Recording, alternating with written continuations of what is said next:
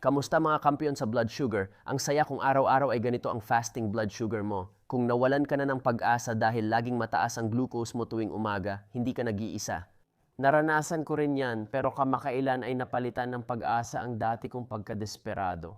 Natuklasan ko kung paano pababain ang glucose ko tuwing umaga mula diabetic hanggang normal at mukhang pangmatagalan ito. Nakahanap din ako ng masarap na almusal na hindi nagpapataas ng blood sugar ko. Sa loob ng 6 na buwan, inialay ko araw-araw ang buhay ko sa pagtuklas ng misteryo ng aking fasting blood sugar levels. Pinagtuunan ko ng pansin ang ginagawa at kinakain ko, pati pagbuti ng araw-araw na gawain at pag-inom ng gamot. Hinahanap ko lang ng paraan para ma-hack ang katawan ko at mapababa ang glucose tuwing umaga at malaking pagbabago ito para sa akin. May 10 paraan akong naisip para mapababa ang blood sugar na pwede mong subukan kung gusto mong ayusin ang glucose tuwing umaga. Tulad ng dati, magtanong muna sa healthcare professional kung angkop sa iyo ang mga paraang ito simula sa blood sugar hack number 10. Nagulat talaga ako dito. Napansin ko na ang blood sugar ko sa umaga ay naapektuhan ng pagkain ko sa gabi, lalo na kapag kumain ako ng pizza sa hapunan. Tumaas ang blood sugar ko sa gabi at nanatiling mataas hanggang umaga, kaya mas mataas ito kaysa sa gusto ko. Pero kapag kumain ako ng quinoa salad sa hapunan na may beans, mais, maraming gulay at olives, bahagya lang tumaas ang blood sugar ko matapos kumain pero bumaba rin agad at ngayon perpekto na ang fasting glucose ko. Ang dahilan niyan ay ang pizza ay maraming carbohydrates pero punong-puno rin ng taba. Pinapataas ng carbohydrates ang blood sugar ko at pinananatiling mataas ito ng taba hanggang 12 oras. Ang quinoa salad ay mataas sa fiber at protina, mababa sa taba, at ang carbs mula sa quinoa at beans ay bahagyang nagpapataas ng blood sugar ko. Pinapabagal ng fiber at protina ang paglabas ng glucose, kaya mas mababa ang glucose sa gabi at umaga. Hack number 10 ko para mapababa ang blood sugar sa umaga. Kumain ng masustansya at balanseng hapunan na puno ng whole foods na may protina at fiber. Ngayon, okay lang pagsamahin ang carbs at taba, pero tulad ng nakita mo, mas maganda ang resulta ko. Gamit ang mga complex carbohydrates tulad ng quinoa, lentil o chickpea at mga healthy fats gaya ng avocado, Greek yogurt o extra virgin olive oil. Dito, makikita mo ang listahan ng mga pagkaing pwedeng idagdag sa hapunan. Susunod, ituturo ko ang paraan para ayusin ang blood glucose sa umaga. Hindi ko inakala ang epekto nito pero sa 6 na buwang eksperimento ko napatunayan kong totoo ito. May kinalaman ito sa hapunan, pero ngayon ay tungkol sa oras ng pagkain, hindi sa kinakain. Noong kumain ako ng hapunan matapos ang 8:00 ng gabi, tumaas ng kaunti ang blood sugar ko buong gabi at kinabukasan pero nang maghapunan ako bago 7:00 ng gabi, naging mas normal ang blood sugar ko, parang sa hindi diabetic. Makikita natin ang pagkakaiba sa graph. Baka sabihin mo, Tom, gumana lang ito sa'yo pero hindi sa iba. Patas na punto yan. Pinag-aralan ko pa at may nakita akong pag-aaral na ikinumpara ang glucose levels ng 2 grupo. Yung isa, kumain ng hapunan ng 6:00 ng gabi. Yung kabilang grupo kumain ng hapunan ng 9:00 ng gabi pero pareho lang ng pagkain sa isang grupo. Ang grupong kumain ng mas maaga ay hindi lang mas mababa ang glucose sa umaga, kundi pati buong araw kinabukasan. Kaya ang hack number 10 ko ay simple lang. Kumain ng hapunan ng maaga, mas maganda kung bago mag-7:00 ng gabi, pero ang kailangan lang nating bantayan dito ay ang pagkain ng merienda sa 10 oras ng gabi. Walang saysay ang maagang hapunan kung kakain ka rin ng isang bag ng chips sa sofa habang nanonood ng telebisyon. Kung kailangan mo talagang magmerienda sa gabi, piliin mong masustansya ito. Mga bagay tulad ng olibo o mani sa natural nilang anyo o kaya mga veggie sticks na may humus ay mas magagandang pagpipilian. Sa ganitong paraan, mas malaki ang tsansa mong bumaba ang blood glucose level mo sa umaga pabalik sa normal. Pero bago tayo mag-usap pa tungkol sa iba pang mga tips, pag-usapan muna natin kung ano nga ba talaga ang normal na glucose. Ang normal na fasting blood glucose level para sa isang taong walang diabetes ay 70 hanggang 99 mg kada deciliter. Ang fasting blood glucose level na nasa pagitan ng 100 at 125 mg kada deciliter ay kadalasang nangangahulugan na may prediabetes ka at ang fasting blood glucose level na 126 mg kada deciliter o mas mataas ay kadalasang nangangahulugan na may diabetes ka na. Kahit may diabetes ka na, posible pa ring maabot ang normal na glucose level sa karamihan ng oras. Iyan ang nagawa ko sa 6 na buwang eksperimento. Nakatulong din ang regular na pag-ehersisyo. Sandali lang, huwag kang umalis. Alam kong narinig mo na ito pero gusto kong ipaliwanag. Ang pag-ehersisyo ay parang magic na nagpapataas ng insulin sensitivity at nagpapababa ng blood sugar sa umaga. Tingnan mo. Sa 6 na buwang eksperimento, kinumpara ko ang blood sugar ko sa gabi at umaga pagkatapos mag-ehersisyo. Nasa asul ang mga ito na ikinumpara ko sa mga gabi at umagang walang ehersisyo na nasa pula. Ang average na fasting blood sugar sa mga araw na may kasunod na pag-ehersisyo ay 75 at ang average na fasting blood sugar sa mga araw na walang kasunod na pag-ehersisyo ay 115. Kitang-kita ko ang positibong epekto ng ehersisyo sa aking blood sugar. Madalas minamaliit ang pag-ehersisyo at pagkain ng whole foods dahil di agad nakikita ang resulta, di tulad ng ilang gamot. Sa nakaraang 6 na buwan, strength training, mobility training, at zone 2 cardio ang pisikal na aktibidad ko. Sa tingin ko, ang ganitong klase ng ehersisyo ang pinakamainam para matulungan akong maging maganda ang pakiramdam at mapabuti ang aking insulin sensitivity. Sinisikap kong mag-ehersisyo ng 60 minuto 4 na beses sa isang linggo. Pero kahit anong pisikal na aktibidad na maisingit mo sa schedule mo ay sulit na. Kahit ano pa man ang uri ng diabetes mo, type 1, type 2, latent autoimmune diabetes in adults or iba pa. Kapag regular kang nag-ehersisyo, kumakain ng masustansya at nagiging matiyaga, makikita mo ang pagbabago hindi lang sa iyong glucose levels tuwing umaga, kundi pati na rin sa kabuuang glucose levels mo at mas mabilis pa itong mangyayari kaysa inaakala mo. May isa pang malaking benepisyo rito. Habang lumalakas ang sensitivity mo sa insulin, mas predictable ang blood sugar mo. Dahil dito, mas madali mong mapapamahalaan ang diabetes at blood sugar mo sa katagalan. Narito ang hack number 7 para ayusin ang morning glucose mo. Mas madali ito kaysa ehersisyo, maniwala ka. Para sa akin, ito ang pinaka-nakagulat na natuklasan ko sa eksperimento ko. Sa karamihan ng gabi, nakakuha ako ng mahigit 7 oras na tuloy-tuloy at magandang tulog. Sa mga gabing iyon, stable ang blood sugar ko at perpekto ang fasting glucose ko tuwing umaga.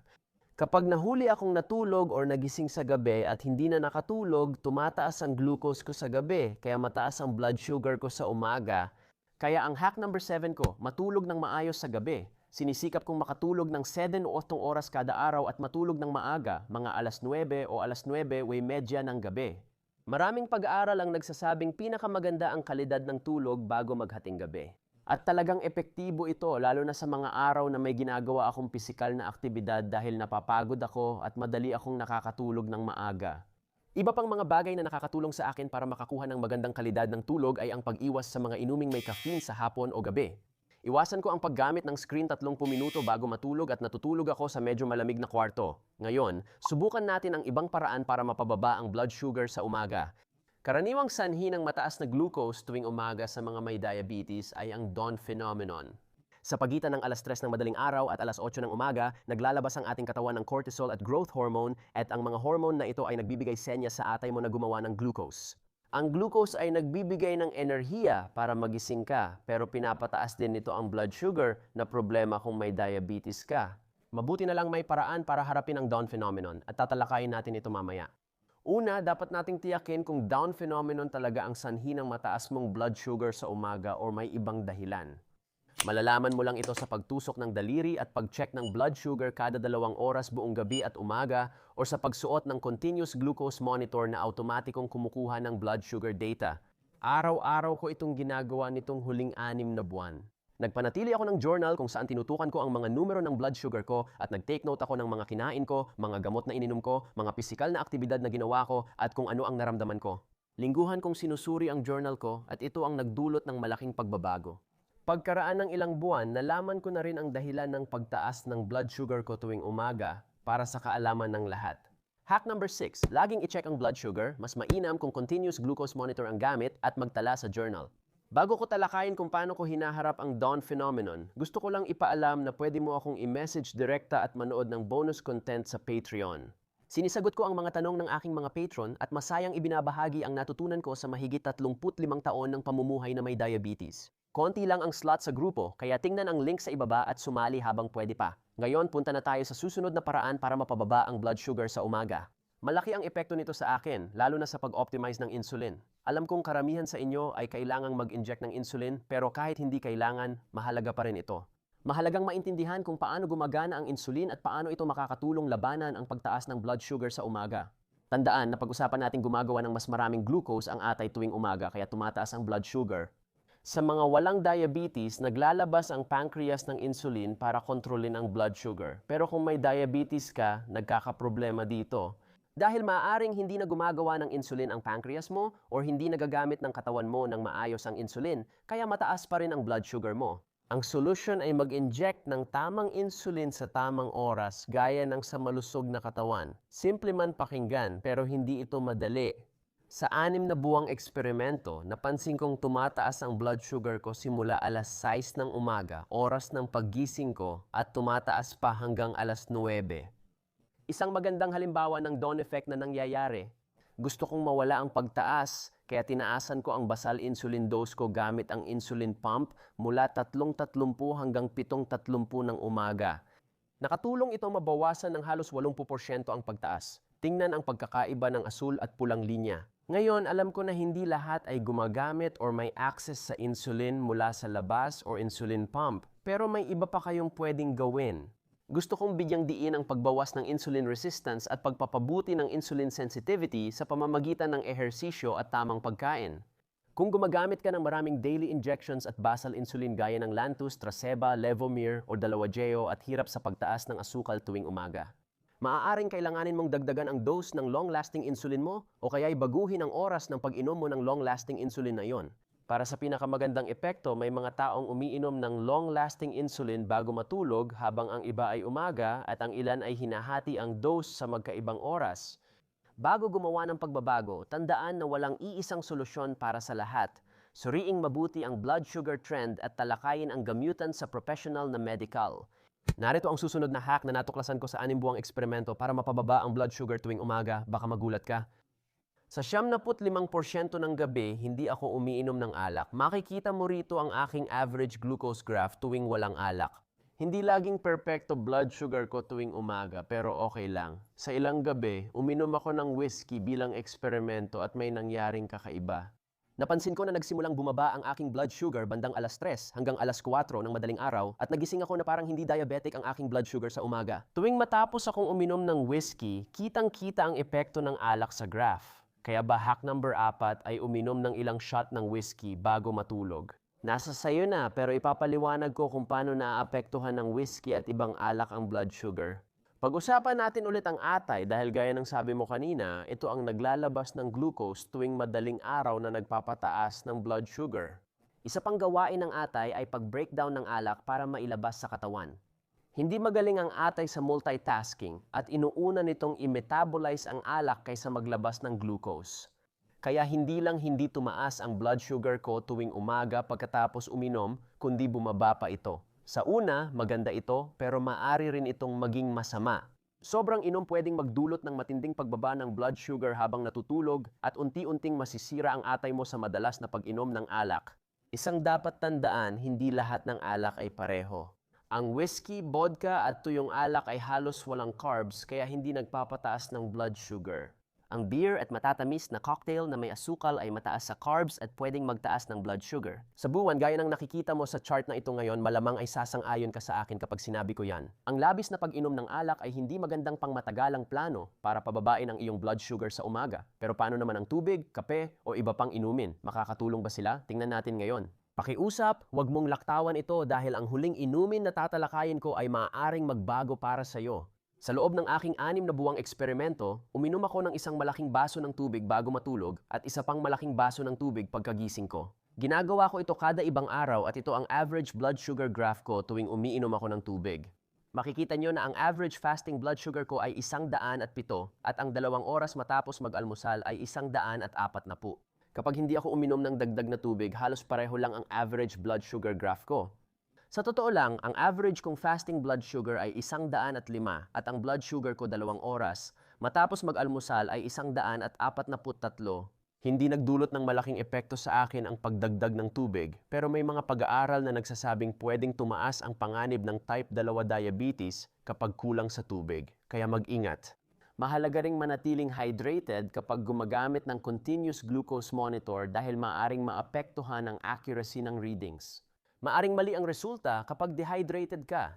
Ang kape ang pinaka-nakaapekto sa blood sugar ko. Dati sinisimulan ko ang araw ko sa kape, pero hindi ko na ito ginagawa ngayon. At ito ang dahilan. Kinumpara ko ang aking blood sugar level sa umaga kapag hindi ako uminom ng kape na kulay asul at sa mga umaga na kape agad ang ininom ko pagkagising na kulay pula.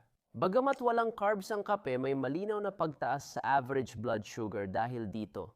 Ang isang tasa ng kape ay nagpapataas ng blood sugar ko ng 30-40 milligrams kada deciliter. Kapag umiinom ako nito agad pagkagising, pero nakakatuwang isipin na kapag late na ako nagkakape gaya ngayon, halos hindi na tumataas blood sugar ko. Kaya ang hack number 3 ko para bumaba ang blood sugar sa umaga, huwag agad uminom ng kape pagkagising. Hindi nito tiyak na mapapababa ang fasting blood sugar mo, pero nakakatulong itong iwasan ang pagtaas ng blood sugar paggising mo.